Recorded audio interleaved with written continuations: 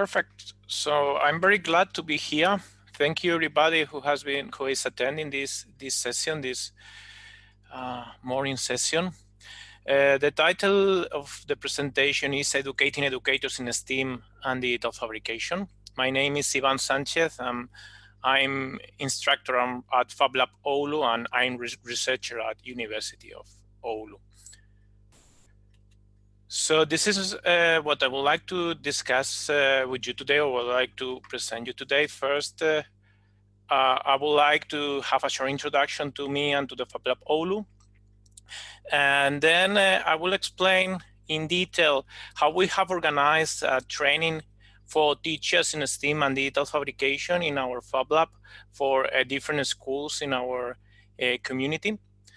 And after that, I would like to create a few breakout rooms so we can discuss about a few topics that I found interesting in the 2 years that I have been training teachers while I was preparing the training, and I was discussing with the educators and with the principals and other members of the school community. And then, well, we can summarize the results, wrap up, and move to the next events in this Fab Live. So first, a small presentation. My name is Iván, as I mentioned, is Iván Sánchez. I have a background in telecommunication engineering, but I have been doing human-computer interaction research and human-computer interaction for a long time. And 10 years ago, I started doing some collaboration with teachers in education, trying to facilitate the work of the teachers by making the technology more accessible to them and give them freedom and the potential of that they can personalize their own activities using physical and digital content. I have been working a lot with teachers in tangible interaction. And then in 2015, we opened in Oulu. Oulu is a city that is 600 kilometers north from Finland. It's 1 hour flight. From Finland, from Helsinki is 1 hour flight. We are 200,000 people, more or less. And when it's mainly a technological city, we have before we have Nokia here. Nokia was hiring a lot of people, but then when we did disintegration of the different of Nokia in different parts, and then buying from Microsoft and so on, well, they start to appear a lot of companies, technological companies. And then there is a big need for staff. There is a big need for education in technical degrees in our city. So when we opened the Fab Lab, when Gianni, that I just entered, opened the Fab Lab in Oulu, one of the goals was to attract kids, attract youngsters that are going to the university in the following years to follow these technical degrees. So our Fab Lab in Oulu, in the University of Oulu, has mainly 2 goals. The first one is support researchers in their needs. So we have a staff of 8-9 people that is supporting researchers when they need to use any of the processes that we have in the Fab Lab, and then education. Education in multiple levels. So we have education for our university students. We have different courses on digital fabrication, design, and quick prototyping in different degrees of our university. Some of them are available for all students of our university, all the degrees. And then we have also Fab Academy. This year we are hoping to graduate 9 more students. We have been graduating students since we opened the Fab Lab, basically. And also, as I mentioned before, it's K-12 education. So we have been inviting, since we opened the Fab Lab, we have been inviting different schools to our premises. We have organized different workshops, and 2 years ago we started the teacher training. So we started a specialized education for teachers in STEAM and digital fabrication. With that goal, we create this STEAM in Oulu community. It's basically a community of practice with the goal of promoting STEAM education in our area, in Oulu area, but we are expecting to expand further in the future. So here you can see a picture on some of the meetings that we have had, some of the workshops we have there. Katy, me and Arto, Paula is over there, that they have been the main engine that have put this forward. So why did we start this training? Why did we start this community of practice? Well, one of the reasons was that recently, I don't remember the exact day, the exact year, but it was like 4 or 5 years ago, the Finnish Board for Education, they modified the curriculum, and they put a lot of emphasis in the soft skills, in all those skills that are not part of the main content, but it was also important for the kids to acquire. So you have, they are really close to the 21st century skills that they have been for long discussed in the USA. And you can see here table that ICT competence, multiliteracy, competency for the world of our entrepreneurship, participation and influence, building the sustainable future, thinking and learning to learn. And all those skills, they were not previously integrated as such in the curriculum. So teachers teachers and principals start to discuss, start to think, how can we integrate this? One of the more direct solutions was to use STEAM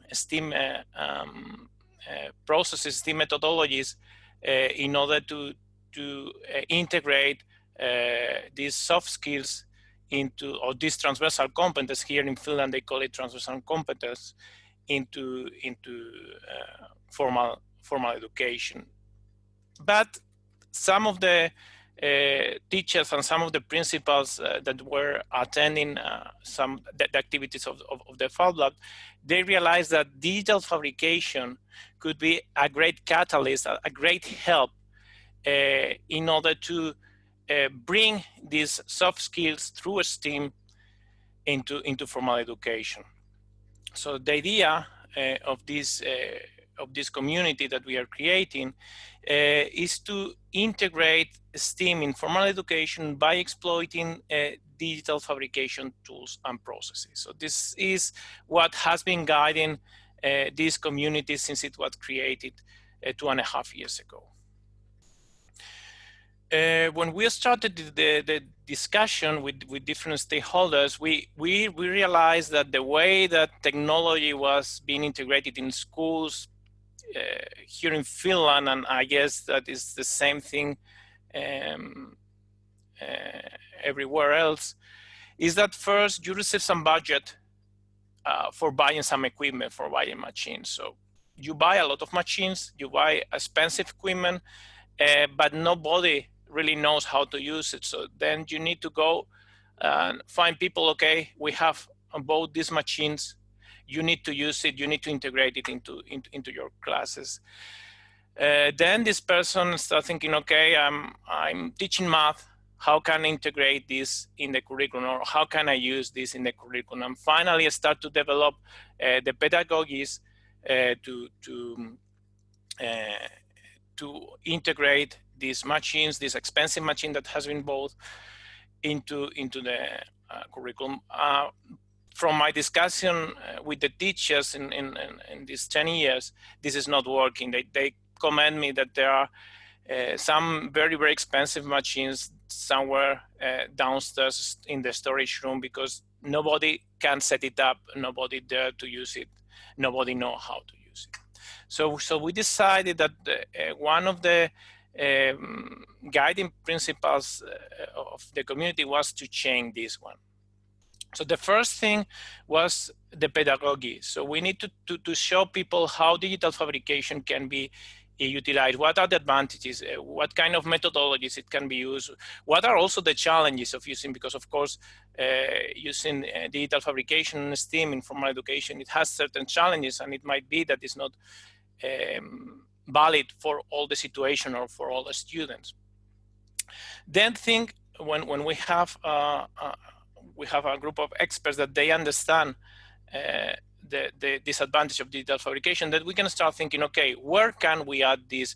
Which are the learning goals that we can fulfill, or that how the students can learn these learning goals using these processes, these digital fabrication processes that we are available. Then when we have this one, okay, we have a curriculum, and now we have teachers. So we have a group of teachers already trained in digital fabrication, and then you can start applying this education, these tools in your own classes. And finally, when we have all these, we can buy the machines.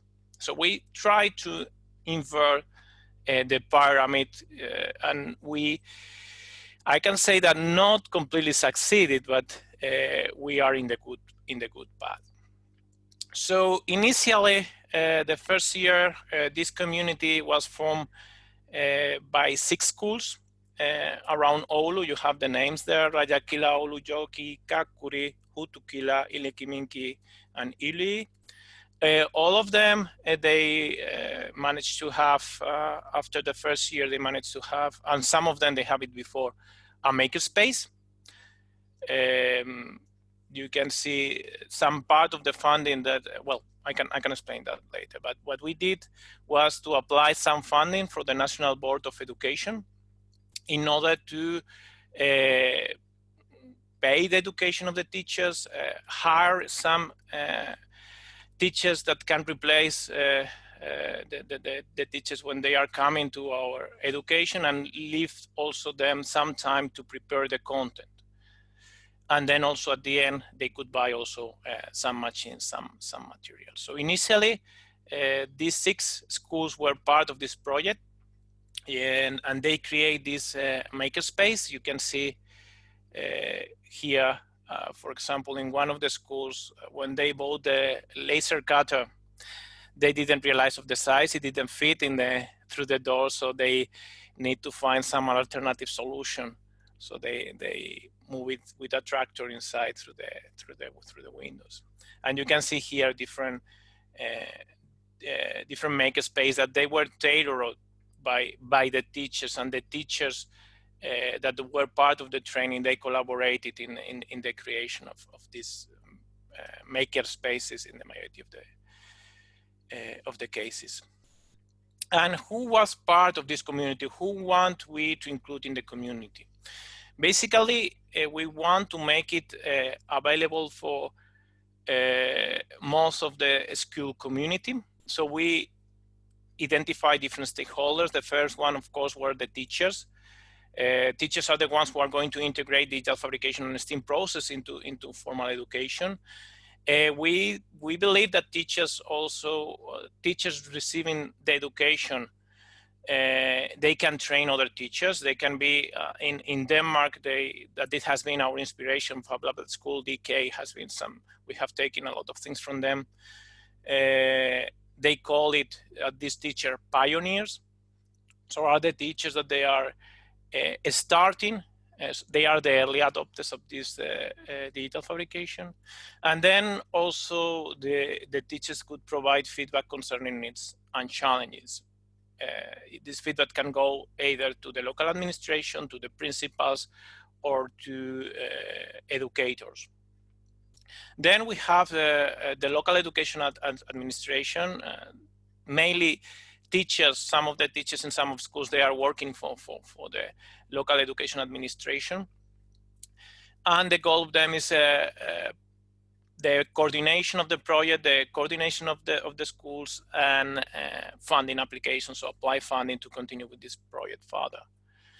Then a very important stakeholder that we want to include from the beginning are the principals. I can develop this a little bit further, but they are the ones who are taking the final decision of funding in schools. At least they have here in Finland, schools, they are quite independent. So the principals, they have quite a lot of decision power. So they can take part in the decision concerning the organization of the project, and then also they can provide the adequate resource to the teachers, especially funding and time. Then we are the teacher educators. So we plan some teacher training for the teachers.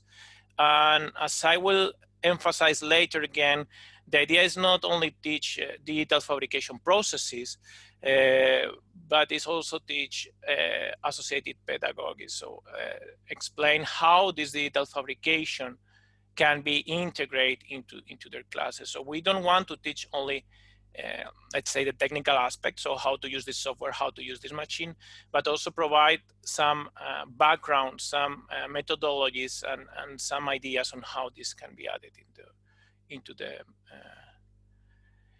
everyday life in the school.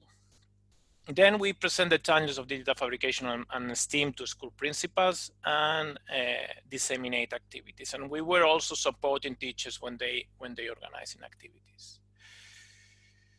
How we organize this project, how we organize this community of practice, how we start creating the community. First, we have some teacher and principal training workshops. I will focus in this talk, in this workshop, mainly in the teacher training that we have been following, but I will discuss a little bit also on the training of the principals. Then we have also, as I mentioned before, the idea of these teachers, the idea of our training is that they can educate also other teachers. It's not only that they use the knowledge in their classes, but that they can educate other teachers. They are these pioneer teachers. So we have organized, or teachers have organized different education events for train other teachers. Then we have several workshops and hackathons in order to promote building a community and to have to share the ideas and share the challenges, share the problems, and be sure that we are all going in the same direction. We have few coordination meetings, and then also dissemination to other researchers and general public. This, for example, this workshop today is part of this dissemination. We have also some publications out of this project. So we can move to the training. As I mentioned, the main focus has been on the teachers, but we thought that the principals, or we wanted to count with the principals from the beginning. So we wanted that they have a soft version of the same training that we were going to have with the teachers, in order that they feel themselves what are the challenges that the teacher might feel. Of course, it was much softer training than we did with the teachers. In this case, we have a group of 6 principals, the 6 principals of the schools participating in the first year, and we organized 3 different workshops of 4 hours each.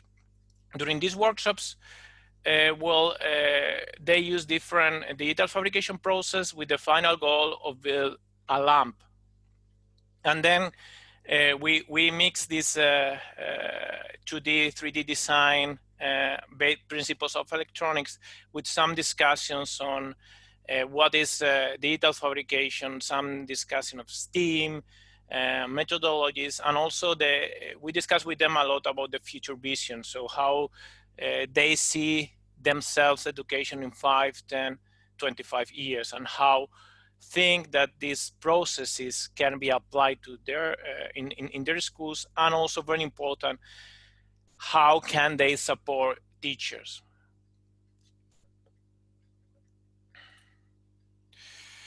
And now I would like to move to the teacher training itself. That is going to be the main focus of this workshop.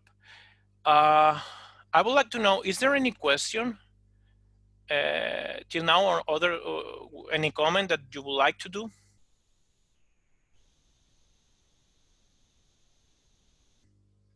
Yeah. I agree with Corey. I mean, it's very often ignored that the school administration should be involved in this education. I think it's very important, and I think part of the success of our project or this community of practice is to include them since the beginning of the project.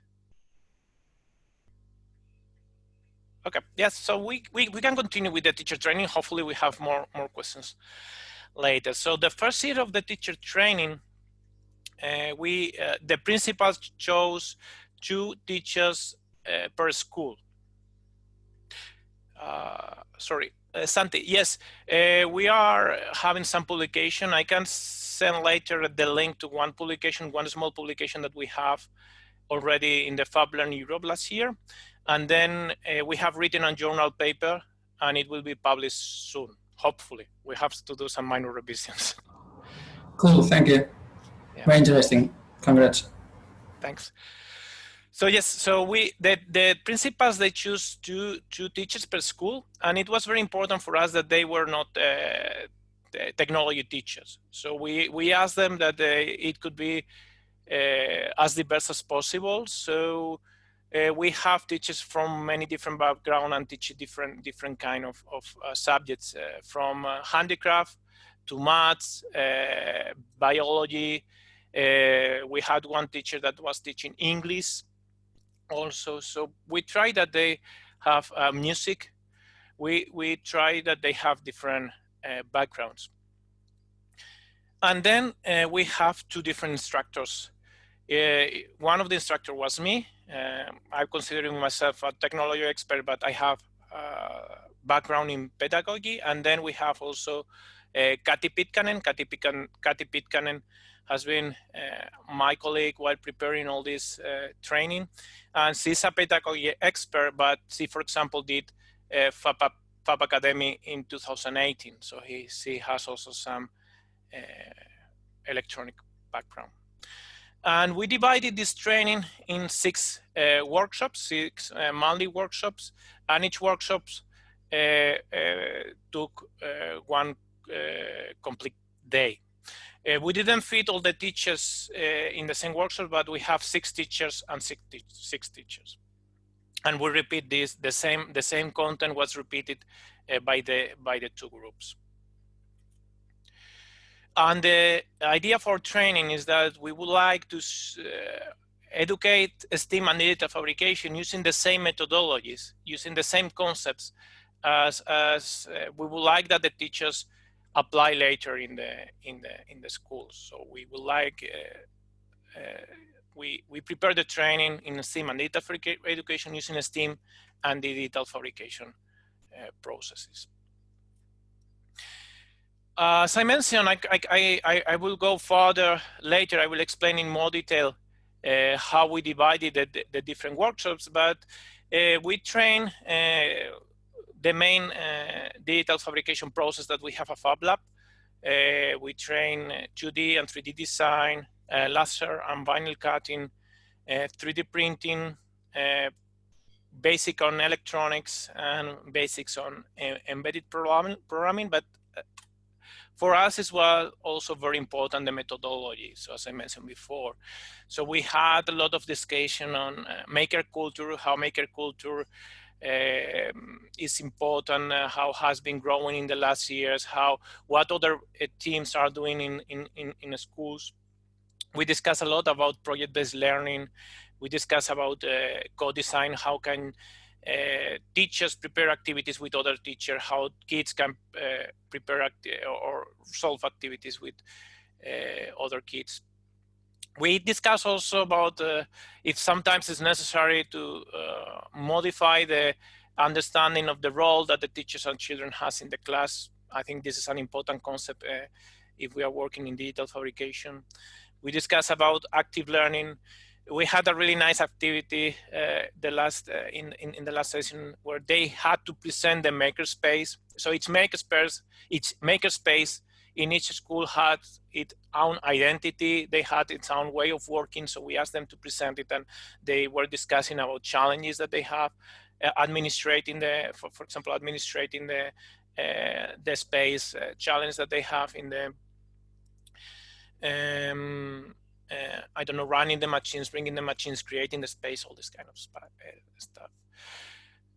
We were discussing, of course, about computational thinking and also about assessment. I think this is a very important topic, but there is not that much work on it. And although we have discussed about it, discussed about how evaluate these digital fabrication processes and how to assess these digital fabrication processes, there is still some gap there that it needs to be solved, and it's something that we need to discuss. And I hope that is something that I have not here in the different workshops, and I think it's something that we should put more emphasis in the future. If we are in this trying to bring digital fabrication in formal education, is going to be very important to present teachers some ideas on how they can assess the progress of the children. I know that in scopes there are some attempts, there are some ideas here and there, but I think it's something that we should develop further in the future. So how did we organize each one of these sessions? Well, the idea is that we don't have only the session in the Fab Lab, but that they need to do a work during the whole month. So we have the training in the Fab Lab, this 7.5 hours in the Fab Lab, but we were discussing about different methodologies, and we were showing the digital fabrication processes. After this training, we proposed the teachers some readings, something that it could inspire them, some research papers, some blog posts, and so on. And then we proposed them also to have intervention in schools. So it's very important that the teachers put in practice in real life what they have learned in the training. So we we gave them certain constraints. They need, after each training, they had to prepare a class, an activity with their kids, but we put a little bit of constraints in the activity. It was not free, and because we wanted that they develop, through this intervention, they develop additional skills. Then, very important, reflection and documentation. For us, reflection, it's very important. It's not only that you do the activity, but after the activity, you think what has worked, what didn't work, how you can improve it, what are your feelings about the activities that you have done, and not only about the activities, but also of the training. So try to evaluate yourself, self-assessment of what you have learned, what is missing, what are your strengths, what are your weaknesses, and so on. And then in the following session, what we did was to collect the material, collect the documentation of the intervention, and collect the reflection from the teachers, and all together we're discussing about it. We have at least 1 hour per session. It was usually a little bit longer, but the teachers discuss among them the intervention that they have done, what were the challenge, what worked, what didn't work, and this kind of stuff. About the workshop structure, how we organize each one of these 7.5 hours. We started with a kickoff activity. It's just break the ice activity, where it was a quick activity, half an hour. The workshop started very early in the morning, and we wanted them to wake up. So it was a very quick activity. And then we follow with a guided tutorial on some of the design processes that we were teaching that day. Actually, this structure that you see there, it's not the initial structure that Kathy and me prepared in the beginning. So it has been modified with the time based on the feedback of the teachers. For example, the guided tutorial that I mentioned here, it was not included in the beginning. What we did was to show, in the beginning, was to show just the tools.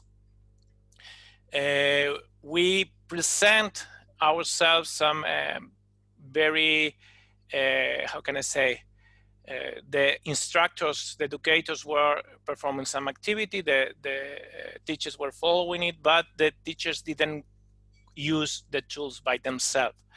And this is something that we noticed it didn't work very well, and then we changed it to a guided tutorial. Then we have a small scale project where they have to go through the whole process, design, implementation, and evaluation of a project, usually related with some aspect in education.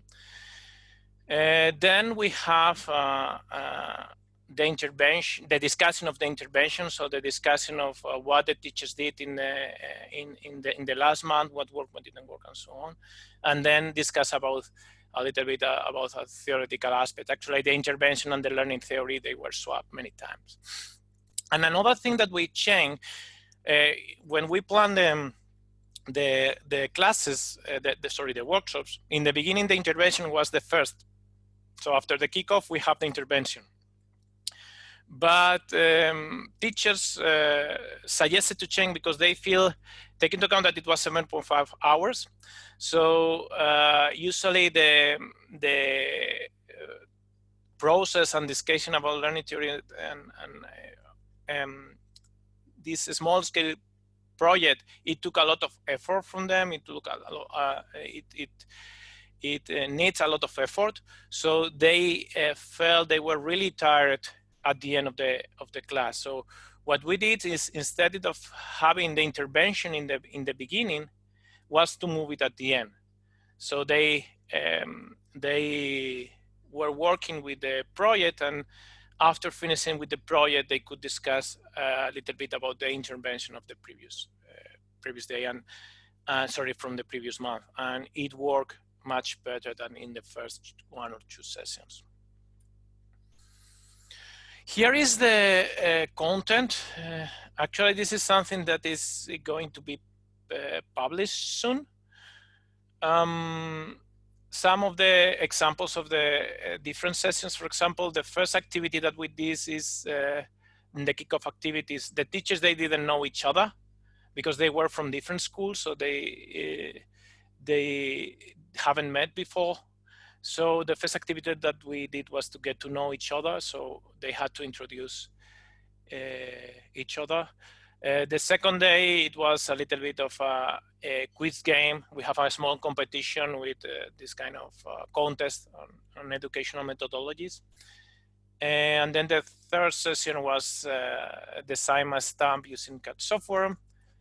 I can go to the next. I will go back to the previous slides. In the session 4, they were playing with Makey Makey and Touchboard.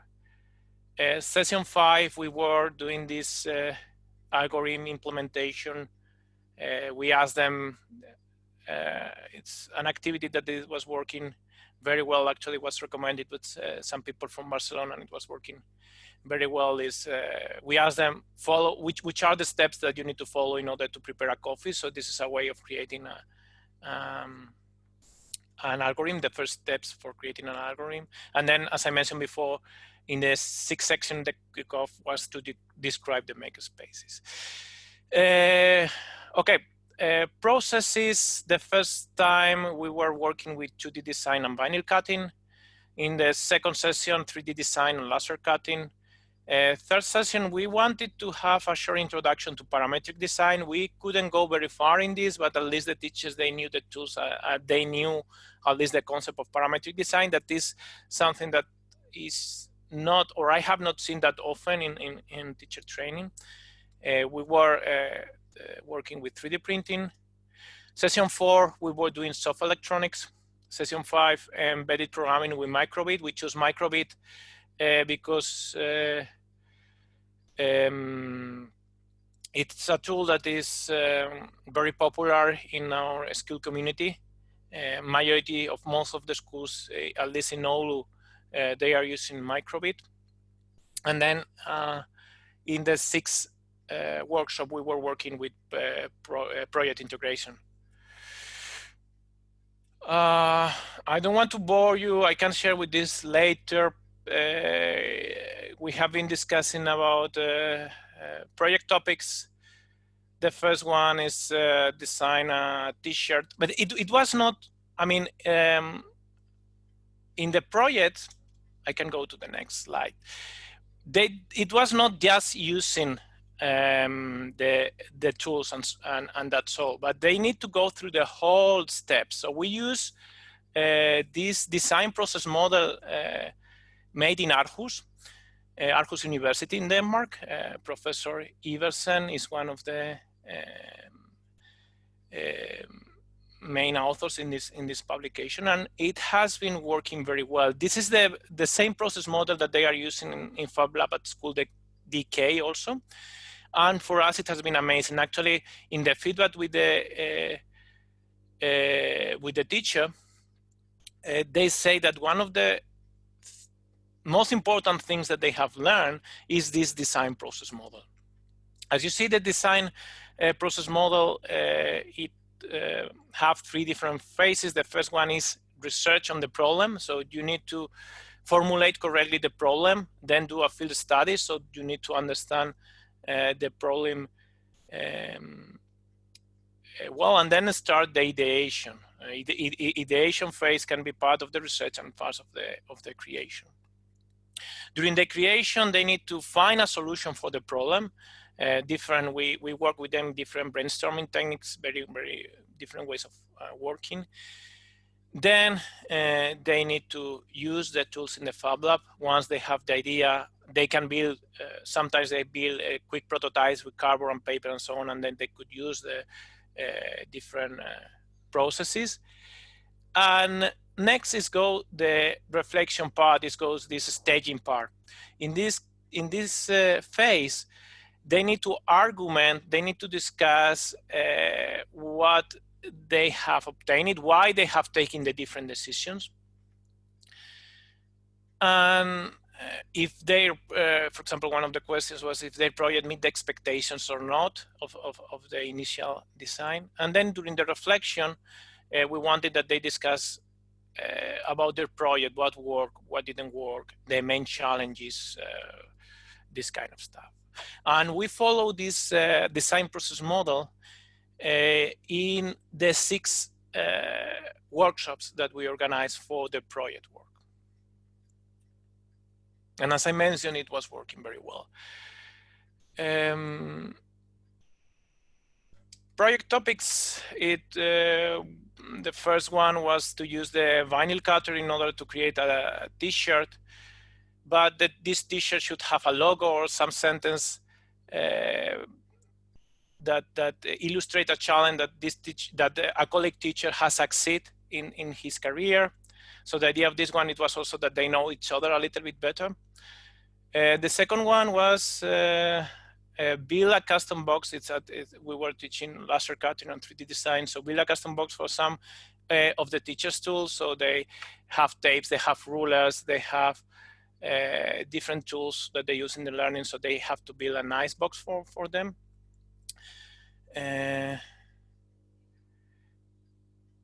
Then the session 3, they have in pairs, they have to create an innovative tool holder, so something to hold tools in their workshops. Session 4, we were working with electronics, so they have to bring their own toy, soft toy, and they need to hack it and add certain electronics with the idea of using this toy later to provide some feedback or emotions during their classes. For example, kids could use the toy to indicate if they are getting the concept or if they are getting bored and this kind of stuff.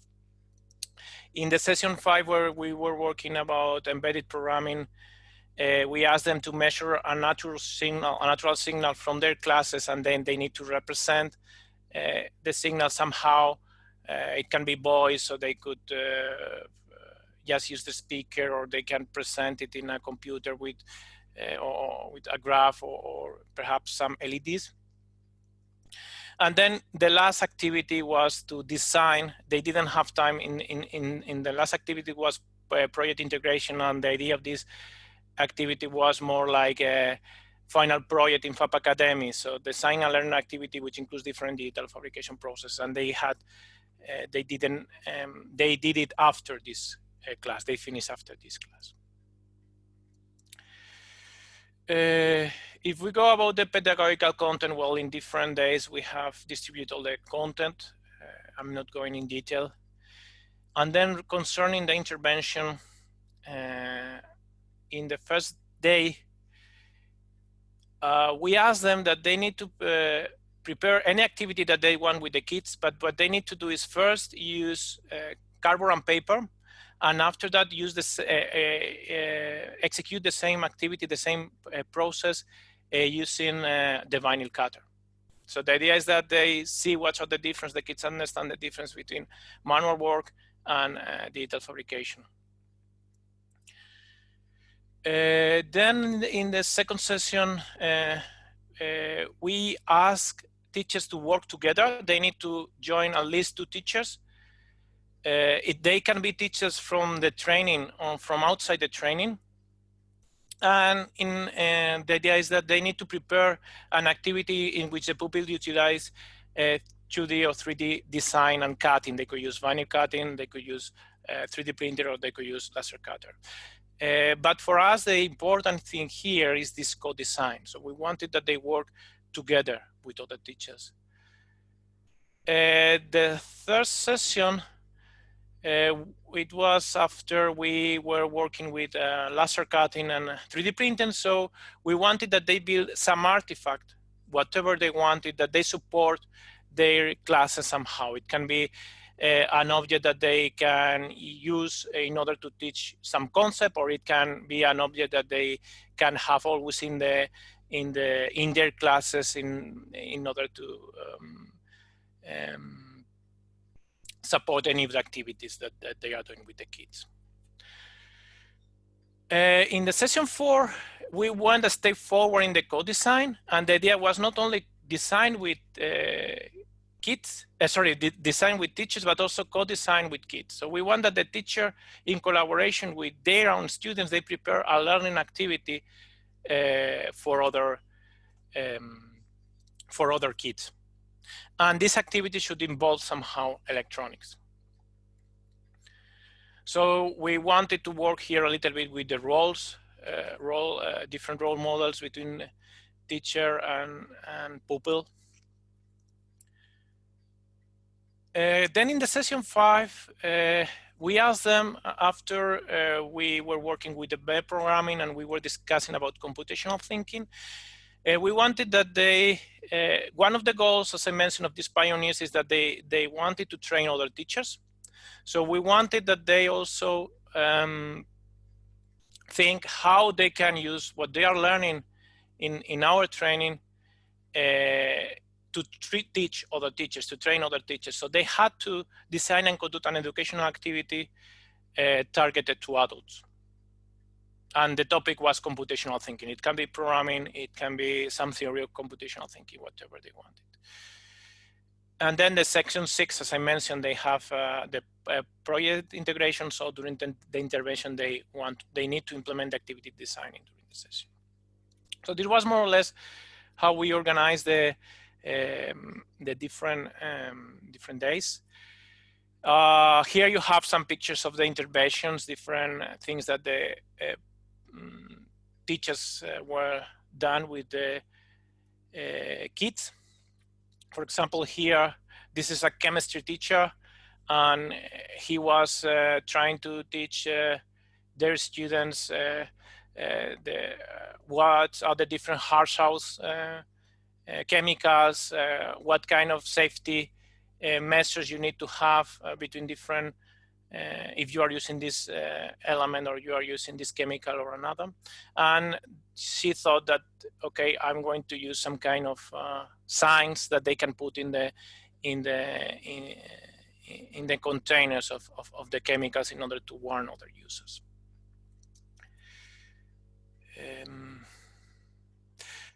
Yes, so some of these, I can discuss now a little bit about the documentation. In general, we ask them to document everything that they were doing. Actually, this has been, if I have to, not exactly a failure, but it was very difficult for teachers to write the documentation. Not difficult, but it was time consuming, so they didn't dedicate enough, they didn't have enough time to dedicate to it. So many of the documentation of the intervention were not as extensive as we expected. But in the end, this is also a learning. We are thinking how we can improve this one, and perhaps it's something that we can discuss later. But have you seen the documentation? We have something very similar to what scopes have. We wanted to put a lot of emphasis in the pedagogical description. So we wanted that they write the documentation. They start writing the documentation before the documentation of the activity, before they start the activity, because we wanted that they think which is the subject that they are aiming, which are the ones of the which are the transversal competencies. These transversal competencies, remember from my beginning, at the beginning of the workshop, it was the like the 21st century skills.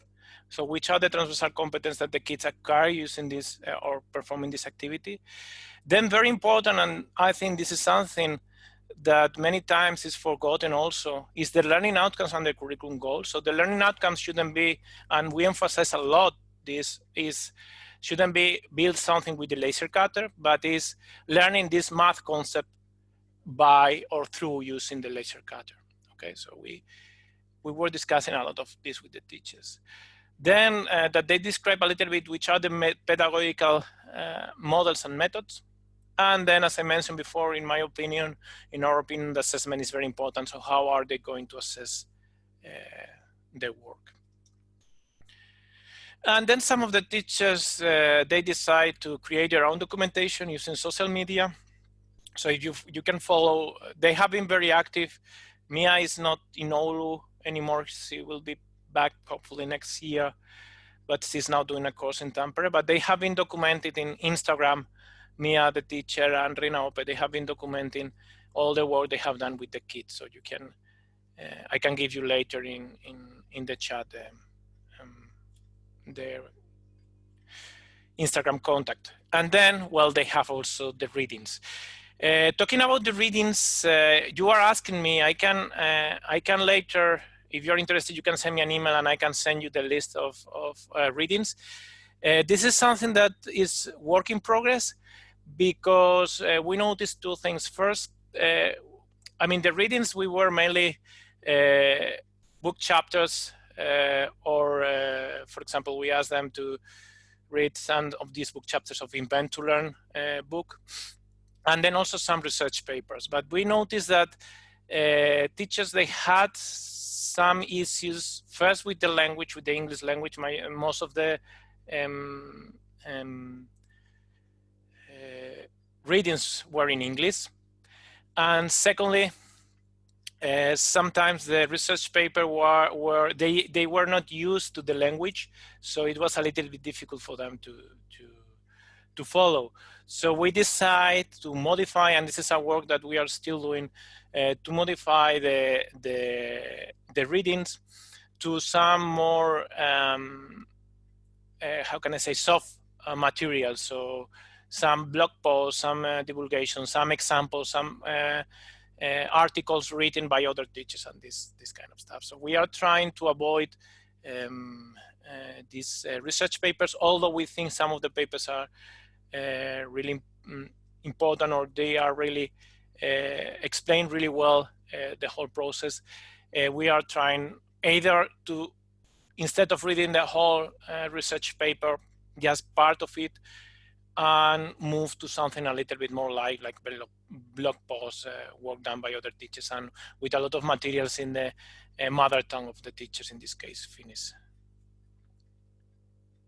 And then they have also to do the reflection after the class and after the intervention. We store the reflection in one application that is called Cridi. It's from Oulu. And we ask these general questions, but they could extend them further, so they can explain, they can extend it further. So what did you learn? What did you succeed? What challenged you? What did not go as expected? But as I mentioned, after in the reflection, we are the teachers to expand as much as they wanted. Some a little bit of comments on their results. We are still analyzing. We have a lot of data, and we didn't have time to analyze it. We have been preparing the following class, and where it has been a lot of work in Fab Lab Oulu this year with the COVID. So we are still analyzing the data. We have some previous analysis that will become available soon. But the main thing is that sharing and discussing outside the school environment, it was shown as something really positive. So all this training was done in Fab Lab Oulu. It was not done in their own premises. Usually teacher training, at least in Finland, is done in the own school premises. So they find interesting to come to Fab Lab. We didn't close the Fab Lab just for the teachers, but Fab Lab was working normally. So sometimes we had some issues with that because it was very noisy, but in the end, they can see how the Fab Lab is working, and it's something that they see very positive. And then also the discussion with teachers from different backgrounds and from different schools with different idiosyncrasy. Each school has its own idiosyncrasy, was really helpful for them. I have some graph, but I will. They are going to be available in the publication. I won't go in detail about it. I would like to have explain a little bit what we are doing now and start a discussion with you. So in 2019, 2020, we increased the number of schools. 8 new schools joined the training, and the 6 schools that participated in the training the first year, they were creating their own activities for other schools, and there was no teacher from those schools participating in the training because we want to open the training for new schools. Then 8 new schools were participating in the training, and then we start having some issues with the funding. So in this case, the project was not fun for these 8 schools, so we need to reduce the amount of time for each teacher. So instead of 6 sessions, we have 4 sessions. We prepare 4 sessions because COVID came before the last session and we have to postpone it. And this is something interesting. I suggest to do the last session online, but teachers, they say, no, we are really busy trying to organize the distance learning with our kids in this COVID situation. So we have postponed the situation for, we have postponed this workshop till August. So hopefully in the end of August, we can implement the last workshops. Then, well, Kathy, my colleague, she went on maternity leave. So it was alone me, so it was only one instructor. And I don't have time now, but it brought certain challenges. So it's very important. I think that one of the learning is something that perhaps most of you have feeling when you are organizing these activities, to try to have funding for a long time if you want to develop this in the community, because we have faced really, how can I say, really big challenges that we didn't face during the first year. With this, there were more schools. It was more difficult to organize. It was more, we have less people as instructors. The teachers, they didn't have the time that they had the initial teachers. So it has been really, really challenging. And we need to analyze how we can improve this after summer. So as you see, everything, I mean, we have some good points, but we have had also some interesting challenges that I would like to discuss perhaps further, but they need to be considered also. Okay, so this has been my presentation till now. I will now go to questions, and after that I would like to go to breakout rooms to discuss a little bit a few issues. But do you have any comment, any questions that you would like to do now?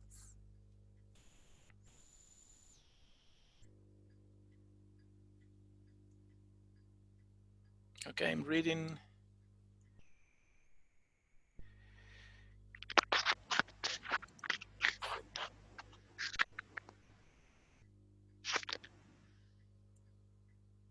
Sorry, yes. I can talk. Yes, I please. don't speak English, but I improve my English today.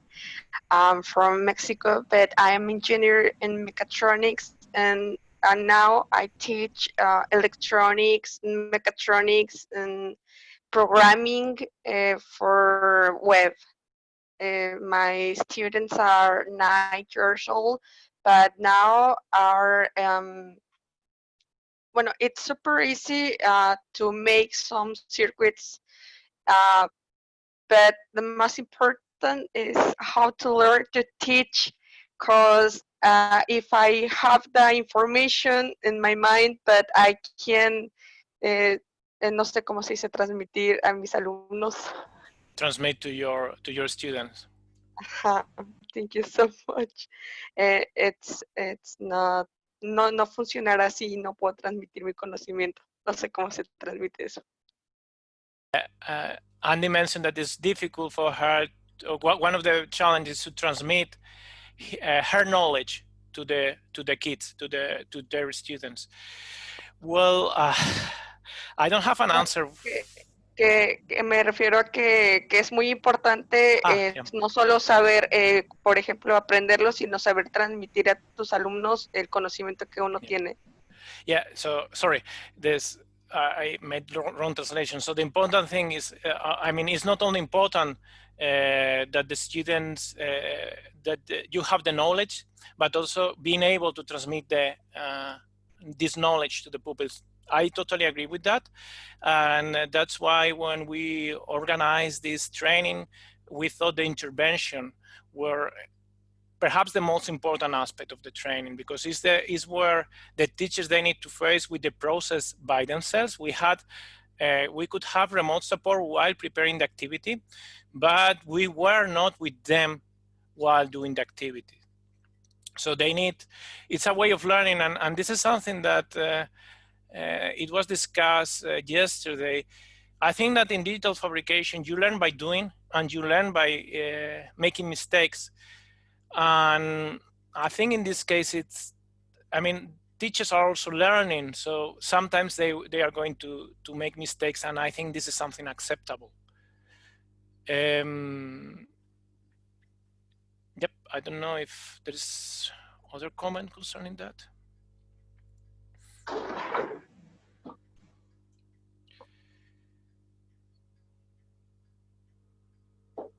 Can you speak to your constructionist approach with project-based learning? Okay, so in the end, all our activities were based on this design process model. So if you go through the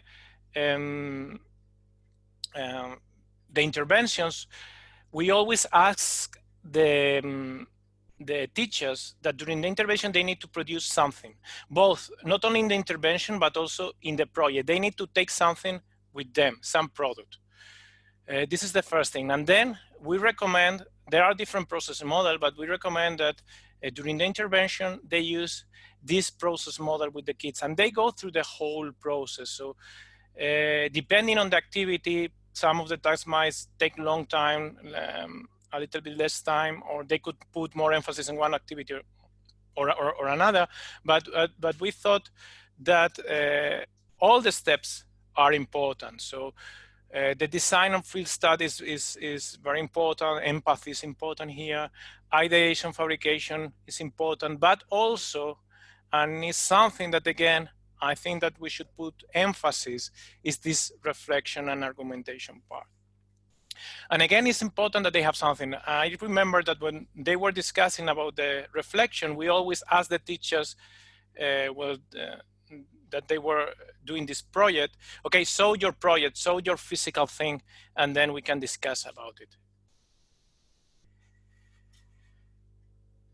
I don't know, Melvin, if this answer your question or?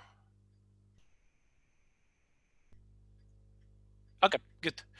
So now I have 15 minutes, and I would like that we have 3 topics that I would like to discuss. The first one is which are teachers' main concerns and needs with respect to digital fabrication and education. Second is how Fab Labs can support teachers' training and education in STEAM and digital fabrication. And third is how digital fabrication can be integrated in formal education. So I'm going to ask you that you choose one of these topics, and you will be moved to a breakout room where you can discuss with the colleagues these 3 topics. So I can put the topics here, just one moment in the chat so you know which one is it. I have here, copy and paste. Okay.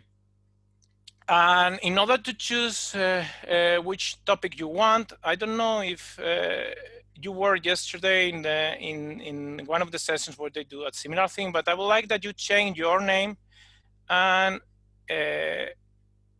you rename yourself, and you put in the before your name you put A, B, or C, depending if you want to attend the breakout room discussing about the concerns and needs of teachers for digital fabrication, the breakout room B, how Fab Labs can support teachers training and education in STEAM, or the breakout room 3, how digital fabrication can be integrated in formal education. So if you want to change the name, I don't know if you can see this one, but you can go to the participant list, and then you go to more, you press rename, and you can change your name.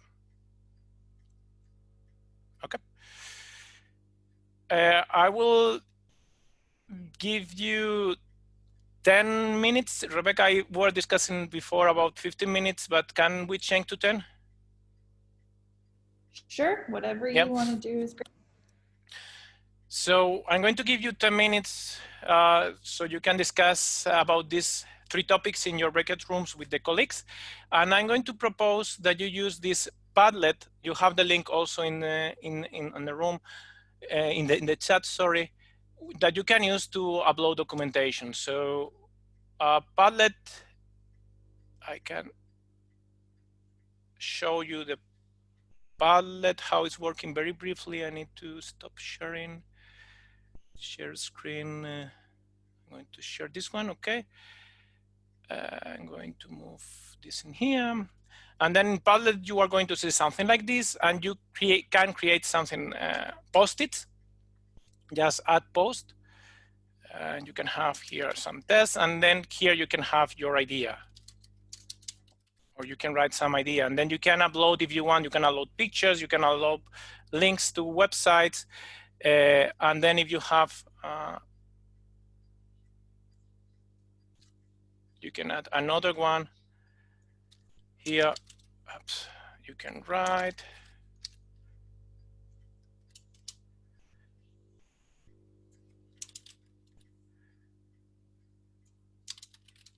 And then you can use, sorry, this connect to post, so you can connect to post together if you want, okay? So it's quite easy tool to use. Hopefully, if you have not used it, it's not going to be very challenging.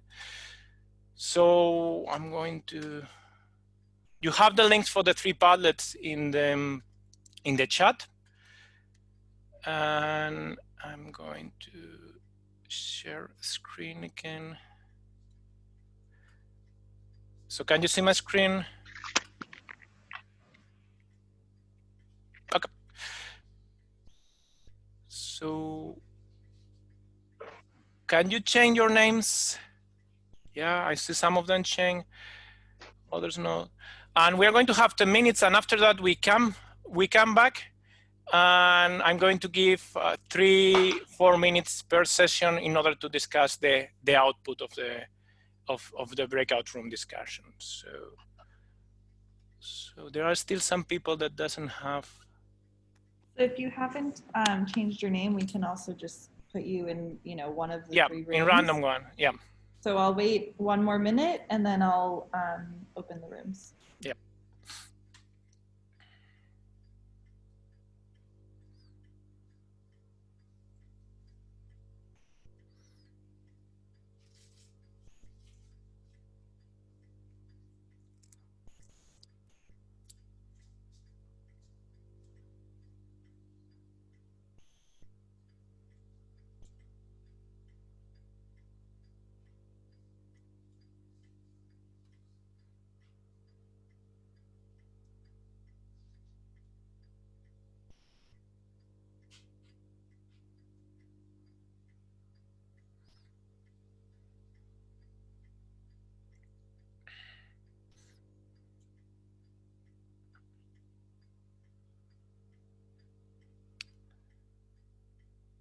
So Rebecca, perhaps we can start the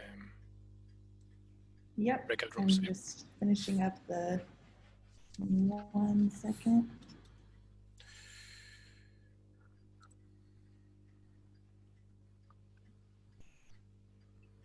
Okay, and just so you guys know, you can come back to this main room at any time, but obviously you won't need to, but if you have to, you can come back here.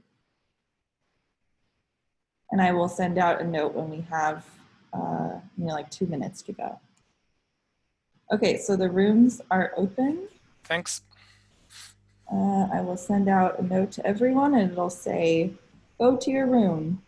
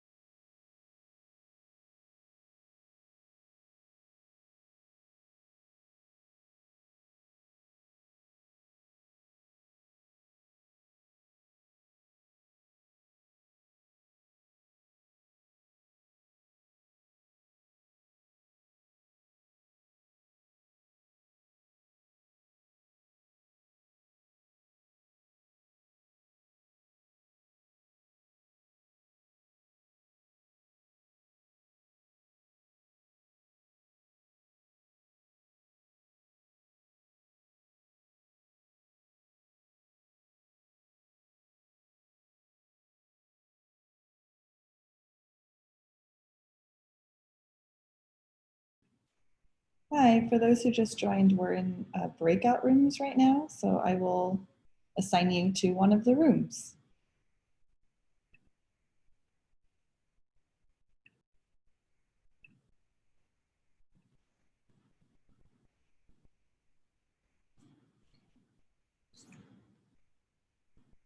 Feel free to join the room that pops up on your screen. We're talking about a few different questions.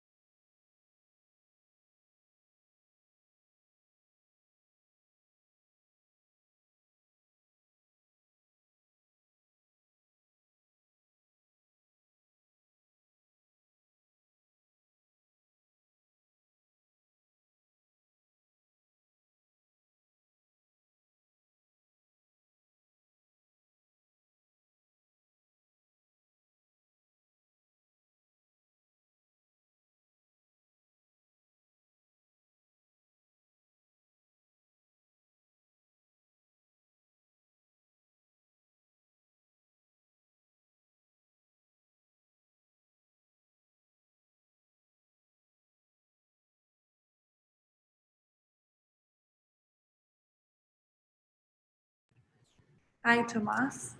If you're just joining, we're in breakout rooms right now.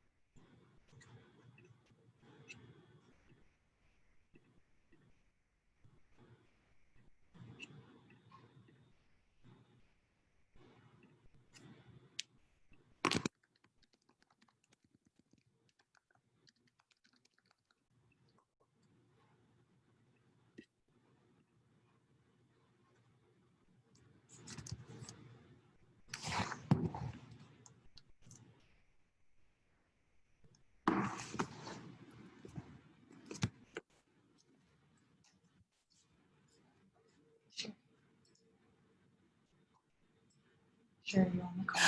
Sorry. Are you on the call? No, I'm off now. Do you happen to know how many people were on the call? On which call? On the Canary one? Around? Did you I happen to see? saw images of like about, I thought I saw it was like 2021, something like that maybe. Okay. Maybe it was less, maybe it was 13, 14. Wow, that's good. There were like about 5 people in the talk part of the session, including, not including the Monique and whatever. And then there were probably about 9, 10, plus a couple of kids in the same place. That's good. Right. And Okay. who were actually making. Cool. So it was nice. Did you make yours? I got partially good, but I was missing a screwdriver. So Oh I couldn't finish, but no. Oh that's all right. I no. know how to do it. It was almost there.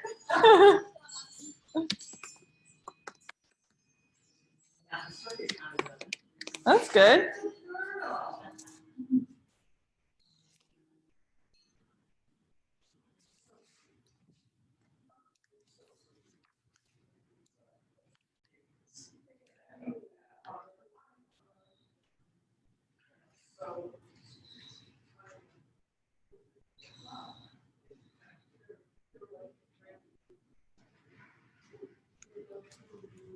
Yes.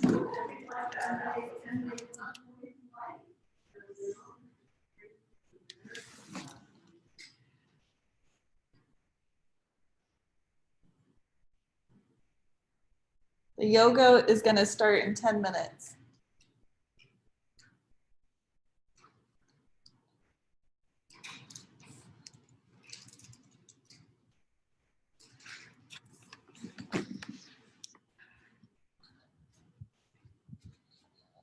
The live stream is going to start in 10 minutes. I have to go get print my thing. Okay. Print the, whatever it is. Script or whatever. The show. Oh, dude, I am not prepared today.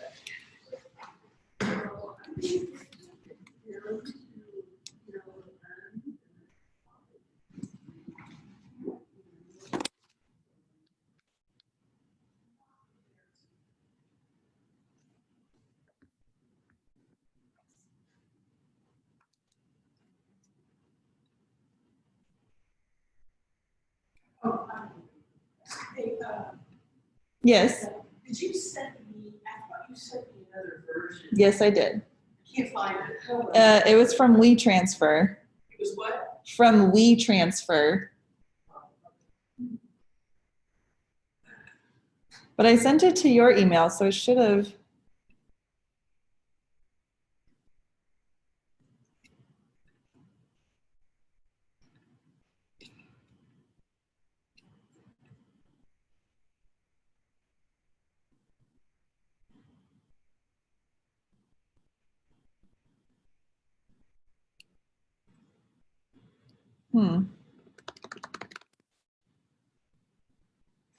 Yeah, it's if you type in WeTransfer in your email, it will show up.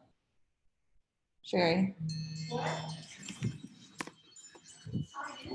If you type in, I can't seem to sign in. It just doesn't. oh, well, if you go to your email and type in WeTransfer, it'll be there. I saw some that I thought they were transferring to you.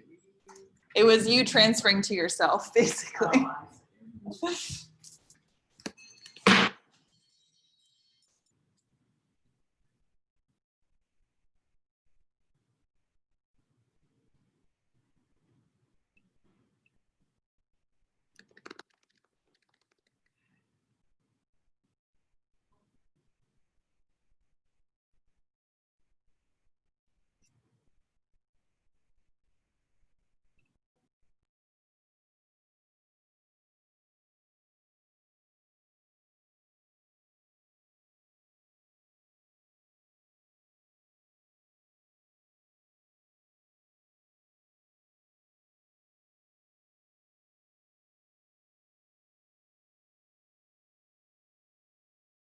Okay, so I want to finish 10:30.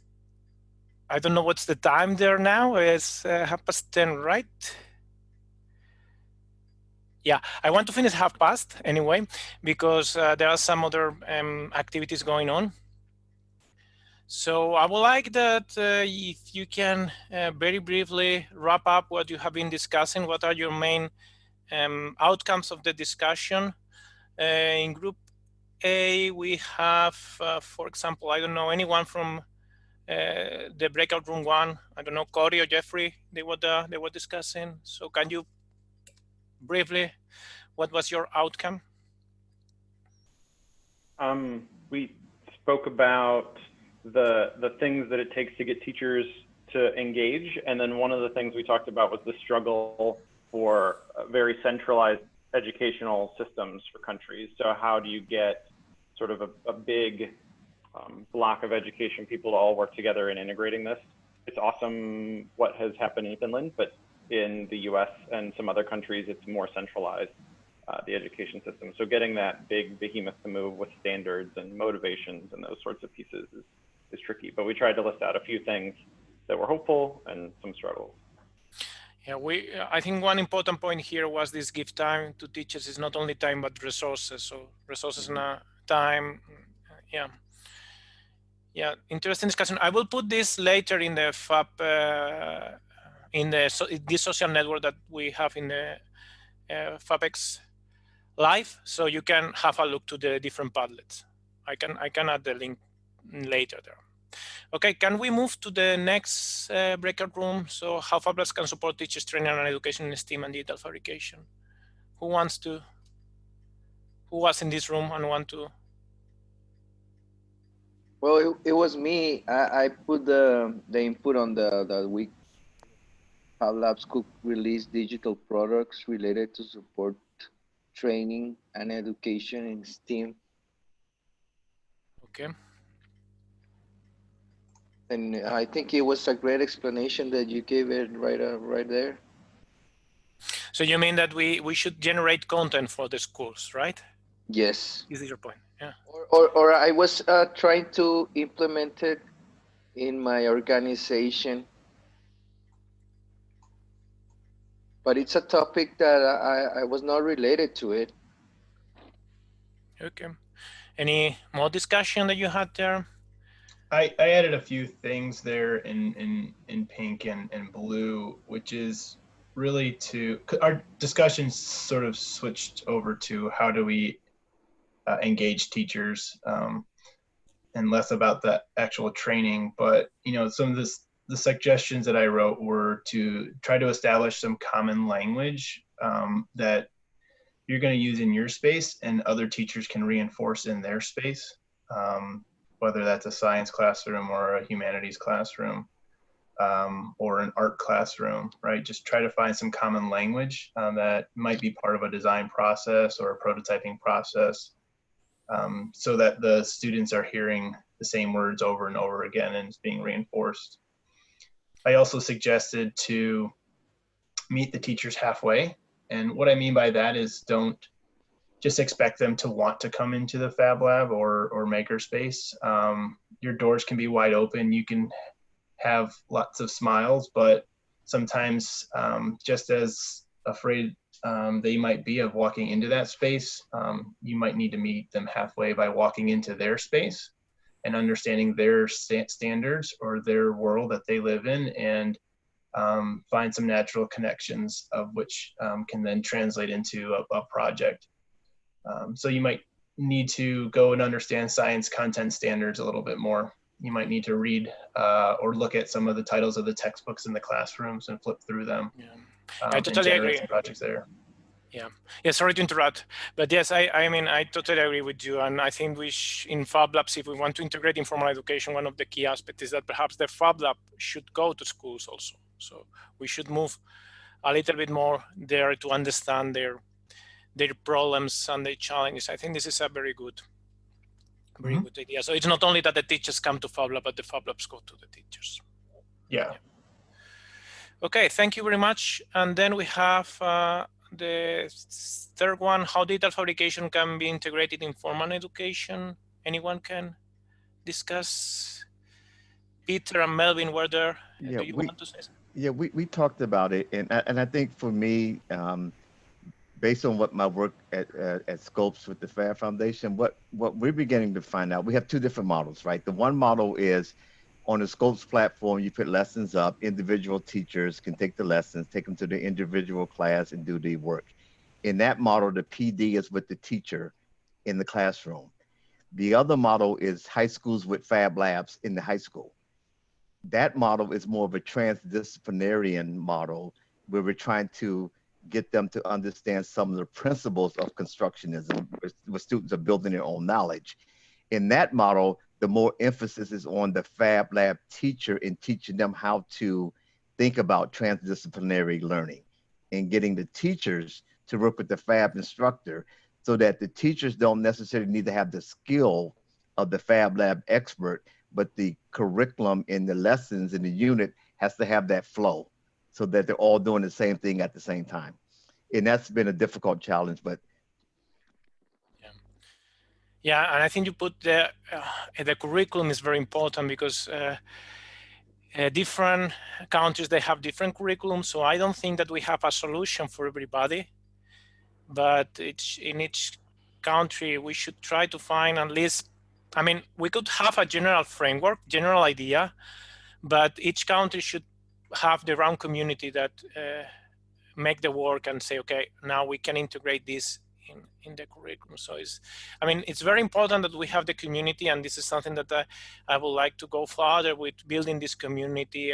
We were discussing about this program on education for teachers close to Fab Academy, and I think this would be if we manage to get that working, it would be an interesting step. But again, I think the communities, local communities, are very important. So we should try, or we should promote more building these local communities. So it's like, I don't know how, it's like a tree in the end. So you have the general framework, but then you have countries, and then you have cities, and each one has its own peculiarity. So you cannot build some general framework for everybody.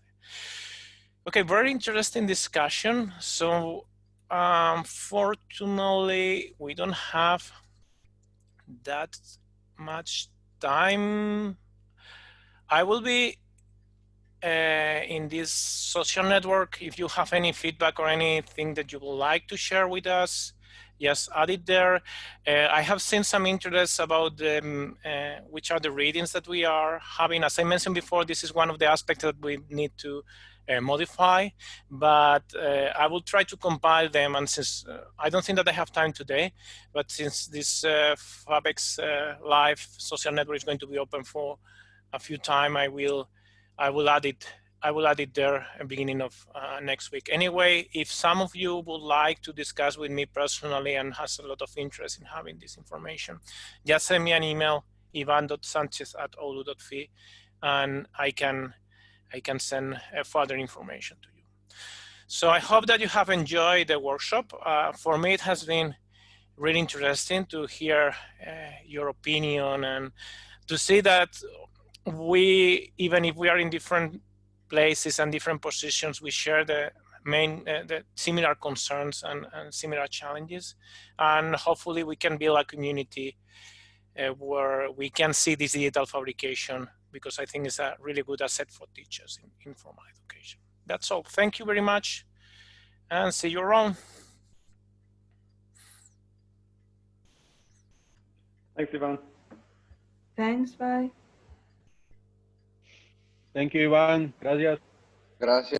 Gracias. Adios. Thank you. Bye-bye. Thanks to you. Merci beaucoup. Thank you. Sorry. Bye. Thanks. Arigato. Thank you. Arigato.